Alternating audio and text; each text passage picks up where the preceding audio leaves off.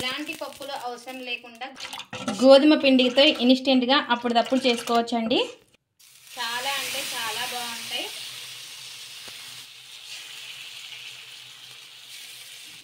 మరి గోధుమ పిండి రవ్వతో ఎలా ఏంటి అనేది ఇంకా మీకు చూస్తేనే అర్థమవుతుంది. ఇంకా వీడియోలోకి వెళ్ళిపోదాం పదండి.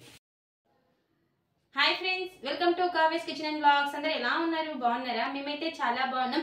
అందరూ బాగుండాలని మనస్ఫూర్తిగా కోరుకుంటున్నాం. ఎవరైనా మన ఛానల్ ఫస్ట్ టైం చూస్తుంటే సబ్స్క్రైబ్ చేసుకోండి. సబ్స్క్రైబ్ చేసుకున్న వాళ్ళకి థ్యాంక్ యూ సో మచ్.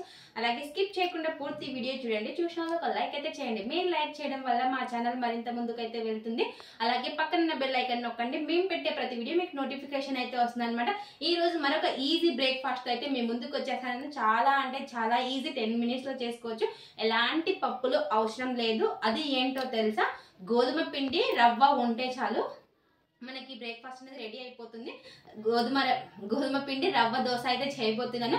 చాలా అంటే చాలా బాగుంటుంది. మరి అది ఎలా ఏంటి అనేది మీకు చూస్తేనే కదా అర్థమవుతుంది. ఇంకా లేట్ ఎందుకు, వీడియోలోకి వెళ్ళిపోదాం పదండి. ఇంకా ఇక్కడ వచ్చేసి ఒక పెద్ద బౌల్ అయితే తీసేసుకొని అందులోకి నేను 1 కప్పు గోధుమ పిండి అయితే వేసుకుంటున్నాను. చాలా అంటే చాలా బాగుంటుంది. మార్నింగ్ తొందరగా అయిపోతుంది అనమాట టిఫిన్ వచ్చేసి ఇది. అలాగే 1 కప్పు గోధుమ పిండిలోకి పావు కప్పు బొంబాయి రవ్వ అయితే వేసుకోవాలి అండి. సూజీ రవ్వ అంటారు కదా, ఇదైతే వేసుకోవాలి. పావు కప్పు వేసుకుంటున్నాను.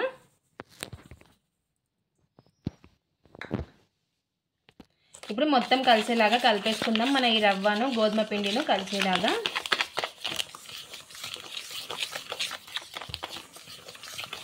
ఇలా కలిపేసుకున్న తర్వాత ఇందులోకి మన రుచికి సరిపడినంత ఉప్పు వేసుకోవాలి. మన రుచికి సరిపడినంత ఉప్పు కూడా వేసుకొని ఒకసారి కలిపేసుకుందాం. ఇలా కలిపేసుకున్న తర్వాత ఇందులోకి నీళ్ళు అయితే వేసుకోవాలి అండి. నీళ్ళు చూసుకొని వేసుకోండి, మళ్ళీ తర్వాత వేసుకోవచ్చు. ఎక్కడ కూడా ఉండదనేది లేకుండా బాగా కలిపేసుకోవాలి.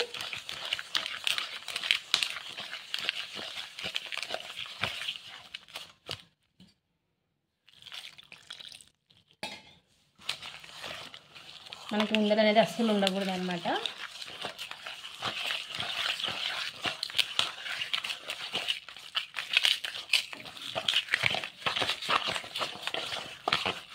ఇలా చూసుకుంటూ వేసుకోవాలి నీళ్ళు వచ్చేసి.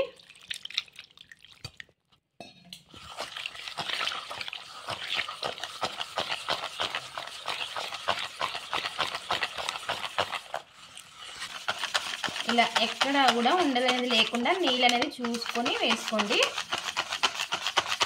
ఇలా బాగా కలిపేసుకోవాలి.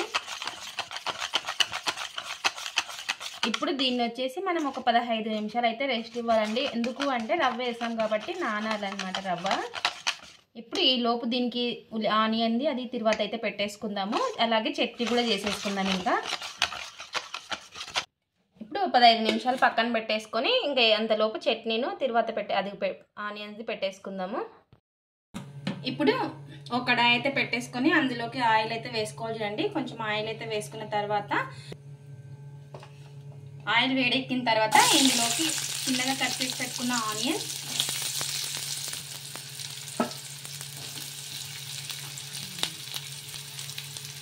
ఒకసారి కలిపేసుకుందాం. ఇలా వేసుకుంటే చాలా బాగుంటుంది అన్నమాట దోశలోకి. అలాగే చిన్నగా కట్ చేసి పెట్టుకున్న పచ్చిమిర్చి, అలాగే చిన్నగా కట్ చేసిన అల్లం ముక్కలు కూడా వేసుకుంటే టేస్ట్ అనేది చాలా బాగుంటుంది.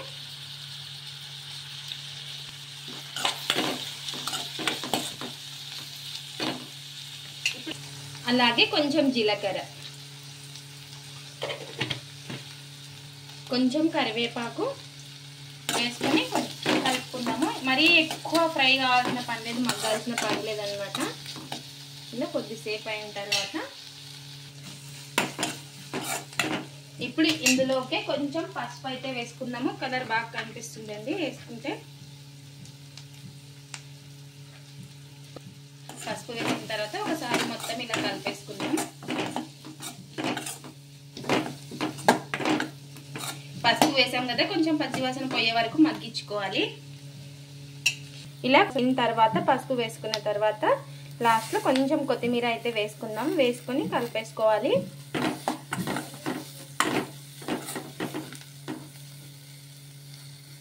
ఇలా వేసుకున్న తర్వాత గ్యాస్ అయితే ఆఫ్ చేసేసుకుందామండి. ఇంకా ఇది వచ్చేసి మనకు కొంచెం రవ్వ నానాలి కదా, ఇది చల్లగా అయిన తర్వాత అందులోకి అయితే వేసుకుందాము. ఈలోపు ఇంకా చట్నీ కూడా చేసేసుకుందాం ఇది చల్లగా అయ్యేలోపు. ఇంకా ఇక్కడ వచ్చేసి నెక్స్ట్ ఇంకో కడాయి అయితే పెట్టేసుకున్నానండి. ఇప్పుడు ఇందులోకి పచ్చిమిర్చి అయితే వేసుకుందాము.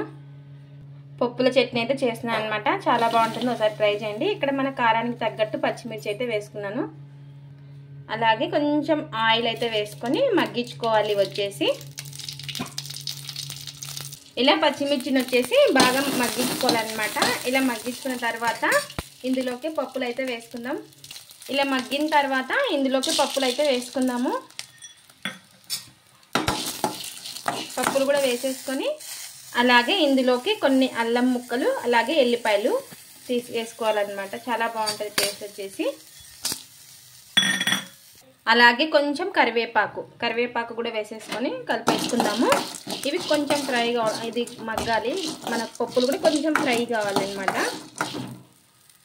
ఇలా కొంచెం పప్పులు కూడా కొంచెం ఫ్రై అయిన తర్వాత ఇప్పుడు గ్యాస్ అయితే ఆఫ్ చేసేసుకుందాం. చల్లారిన తర్వాత అయితే మిక్సీ పట్టేసుకుందామండి.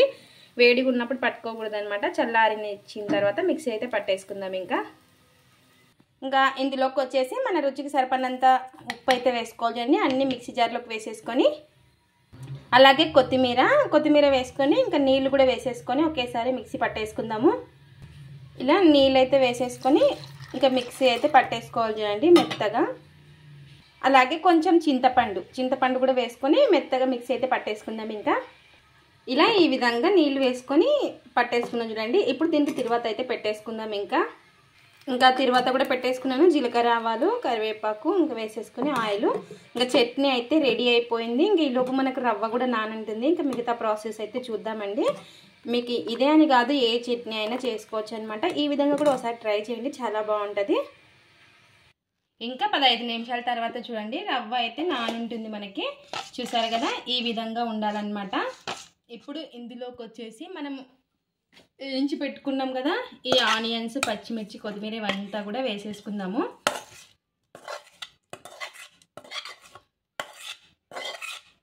మార్నింగ్ బ్రేక్ఫాస్ట్ ఏం చేయాలా అని ఆలోచిస్తుంటారు కదండి, ఒక్కసారి ఈ విధంగా ట్రై చేయండి, చాలా బాగుంటుంది. ఇలా మొత్తం కూడా కలిసేలాగా కలిపేసుకుందాం.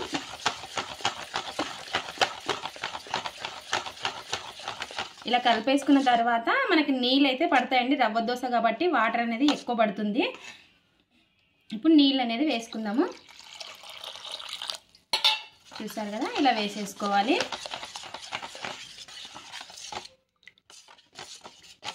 ఇంకా కొంచెం నీళ్ళు అయితే పడతాయండి.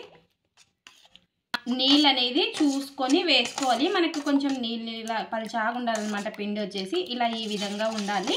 ఇంకా ఇప్పుడైతే దోశ అయితే వేసేసుకుందాం మనము. ఇంకా ఇక్కడైతే పెన్నం అయితే పెట్టేసాను చూడండి. ఇప్పుడైతే ఇంకా మనకు వచ్చేసి ఇది నీళ్ళే ఉండాలన్నమాట. మనకి వేసుకునేటప్పుడు కొంచెం నీళ్ళు ఇంకా వేసుకోవచ్చు. మనకి గట్టిగా అనిపించింది అనుకోండి, కొంచెం నీళ్ళు వేసుకోవచ్చు. చూసారు కదా, ఈ విధంగా నీళ్ళు లాగా ఉండాలి. కొంచెం ఇలా వాటర్ అయితే వేసుకొని ఫస్ట్ పెన్నం బాగా వేడెక్కిన తర్వాత ఇలా కొంచెం ఆయిల్ అనేది పూసేసుకోవాలి అండి. వేసుకునేటప్పుడు కలుపుకోవాలి చూడండి, ఇలా కలుపుకొని వేసుకోవాలి. రవ్వ దోశ ఇలా వేసేసుకోవాలి.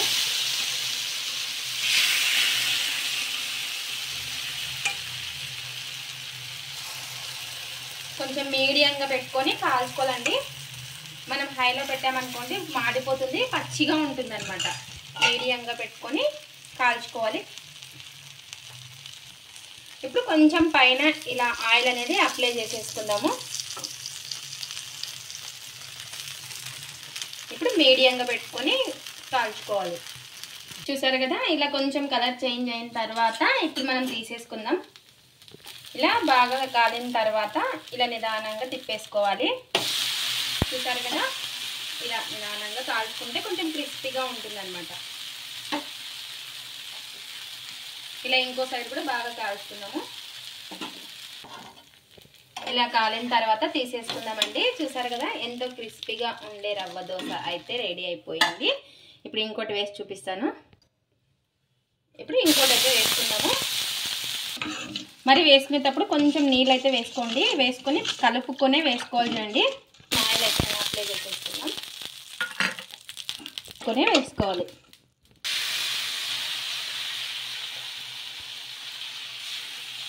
వేసుకునేటప్పుడు మటుకు హైలోనే పెట్టుకోండి మంట వచ్చేసి. మనం మొత్తం వేసుకున్నాక సిమ్లో పెట్టుకుందాం మీడియంగా.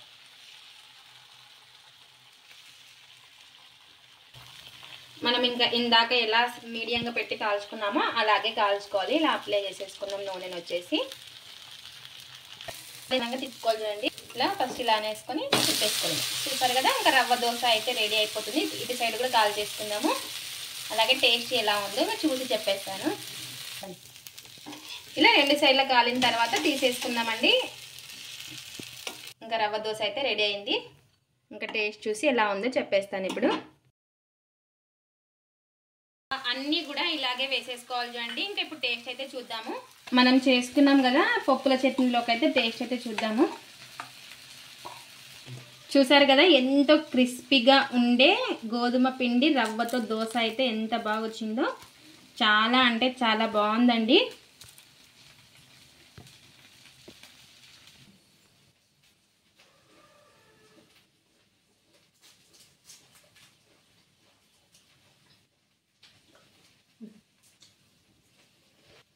చాలా అంటే చాలా బాగుంది. గోధుమ పిండి రవ్వతో దోశ మటుకు సూపర్ ఉంది. ఎలాంటి పప్పులు అవసరం లేదు, ఇన్స్టెంట్ గా 10 నిమిషాల్లో చేసేసుకోవచ్చు అనమాట. సూపర్ ఉంది, ఒకసారి ట్రై చేయండి. ఇది ఫ్రెండ్స్ ఈ వాటి వీడియో. మా వీడియోస్ కనుక మీకు నచ్చినట్టయితే లైక్ చేయండి, షేర్ చేయండి, కామెంట్ చేయండి, అలాగే సబ్స్క్రైబ్ చేసుకోండి. స్కిప్ చేయకుండా పూర్తి వీడియో చూడండి. అలాగే గోధుమ పిండి రవ్వతో ఒకసారి రవ్వ దోశలు ట్రై చేసి ఎలా వచ్చాయో కామెంట్ అయితే పెట్టండి. Thanks for watching, bye.